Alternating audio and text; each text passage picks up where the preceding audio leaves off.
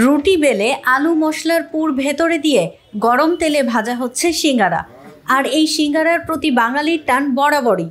সিঙ্গারা দেখলে লোভ সামলানো দেয়। হালকা খাবার হিসেবে সব বয়সী মানুষের কাছে সিঙ্গারা পছন্দের। হবিগঞ্জের শায়েস্তাগঞ্জ পুরান বাজারের পুরাতন ব্রিজের একপাশে মিলন বসাক ২৭ বছর ধরে ছোট আকারের সিঙ্গারা বিক্রি করছেন। শুরুতে প্রতি পিস সিঙ্গারা ১ টাকায় বিক্রি করতেন। এভাবে প্রায় ১৭ বছর বিক্রি করেন। এরপর প্রায় ১০ বছর আগে দাম বাড়িয়ে ৩ টাকা করেন। তার সিঙ্গারা শায়েস্তাগঞ্জে খুব জনপ্রিয়। বিভিন্ন স্থান থেকে লোকজন কাজে উপজেলা শহরে আসলে তার সিঙ্গারা না খেয়ে যান না। এই যে আমরা মিলনদার দোকানের সিঙ্গারা, এটা খুবই ভালো এবং সুস্বাদু। এটা অনেক জায়গা থেকে মানুষ এখানে কিনে, দূর দূরান্ত থেকে কিনে।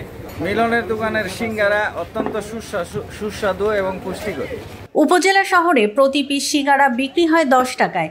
মিলন বসাক বিক্রি করেন ৩ টাকায়। যদিও তার সিঙ্গারা আকারে কিছুটা ছোট, তবে স্বাদের এই সিঙ্গারা খেতে তার দোকানে মানুষের ভিড় লেগেই থাকে। এখানের যে মিলন বাবুর সিঙ্গারা, এটা উন্নত মানের। এটা শায়েস্তাগঞ্জ পুরান বাজার হবিগঞ্জ জেলার মধ্যে উন্নত মানের সিঙ্গারা। আমরা অন্য জায়গা তো সিঙ্গারা খাইছি, তবে ওই পুরান বাজারের মিলন বাবুর সিঙ্গারার মতন সিঙ্গারা কোনো জায়গায় হয় না। এক সময় দৈনিক ৮০০ থেকে ৯০০ সিঙ্গারা বিক্রি হতো। এখন ২,৫০০ থেকে ৩,০০০ বিক্রি হয়। উপকরণের দাম বেড়ে যাওয়ায় এ দামে সিঙ্গারা বিক্রি করে তেমন লাভ হয় না। দোকানটা অরিজিনালি আসলে আমার বাবাই করতো। বাবা ওখানে অসুস্থ, বাবার পরিবর্তে এখন আমি চালাই দোকানটা। মানুষ আসে এখানে, আইসা হয়তো সিঙ্গারাটা অনেক স্বাদ পায়, যে কারণে আসে। প্রতিদিন মোটামুটি ভালোই বিক্রি করি সিঙ্গারা।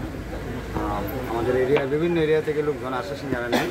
হবিগঞ্জ থেকে মোহাম্মদ মামুন চৌধুরীর তথ্য ও ভিডিও নিয়ে রিপোর্ট risingBD.com। দেশ বিদেশের সর্বশেষ সংবাদ সবার আগে জানতে ক্লিক করুন risingBD.com। প্রতি মুহূর্তের খবর অনলাইনে।